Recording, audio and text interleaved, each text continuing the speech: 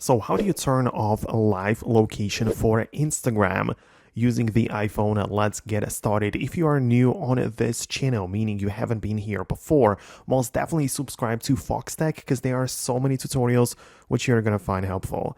On your iPhone, now open up the Settings app where you need to scroll down and find the Privacy and Security section.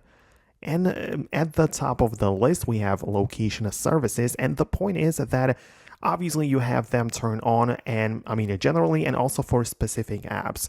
But I want you to scroll down and find the Instagram application.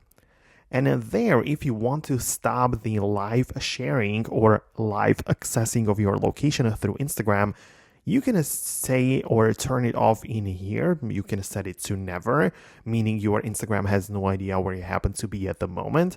Or you can also turn off the precise location, and so at least it will not know specifically on the map where you happen to be, like the exact street and location. It will know only the approximate location, right? So for Instagram, it could make sense because when it knows just the approximate location, it can give you some suggested filters, or when you're sharing a post, it might give you the suggested location, but it will not know exactly where you happen to be on the map, right? So this is how you can do this.